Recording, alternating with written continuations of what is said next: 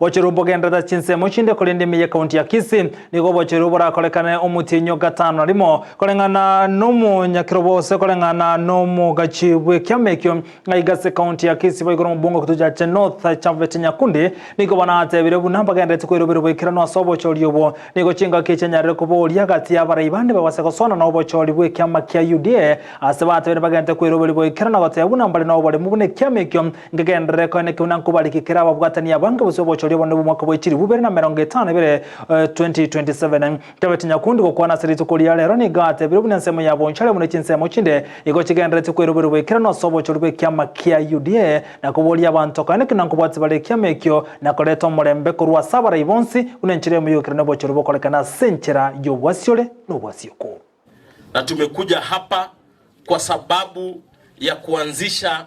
maneno ya registration na maneno ya sensitization ya chama chetu cha UDA. Hawa watu ya Bonchari, hapa ndio siasa ya UDA ilianzia, na ndio kwa maana leo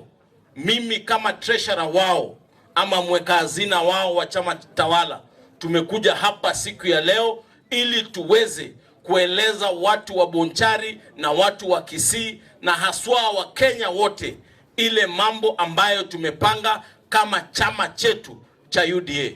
Chama chetu cha UDA ndio chama peke yake ambacho kimeweza kupanga maneno ya uchaguzi wa vyama. Hata ile chama ingine ya ODM walikuwa wamepanga lakini wakairisha kwa sababu ya uoga ya kuvunjika kwa chama. Lakini sisi tumechukua that bold step ya kuhakikisha ya kwamba tumekuja pamoja kuhakikisha tumechagua watu kutoka kule chini kukielekea juu, kwa sababu tuliambia watu wa Jamhuri ya Kenya ya kwamba tunafanya maneno ya bottom,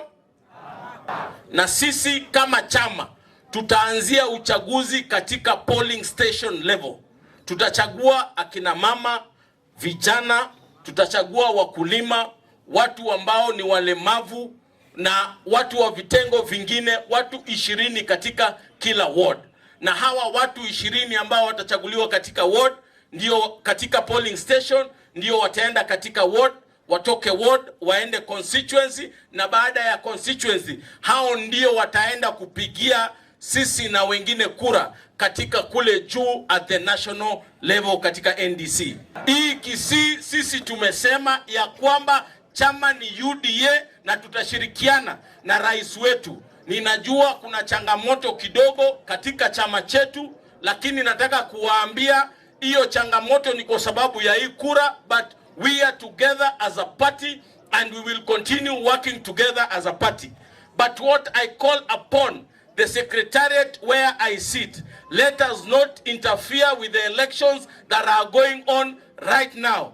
The chairman of National Elections Board is the only person who is allowed to communicate on issues to do with the elections. We as the secretariat, our work is to give the National Elections Board the necessary equipment that they need to do the elections. This month that is coming, we are going to do elections in Kisii County, and I am sure that those people who are going to be elected from Kisii County are people who have credibility, are people who are going to push the party forward, are people who are going to assist the president and the deputy president of the Republic of Kenya. Hii bajeti ambayo tunapitisha sasa hivi,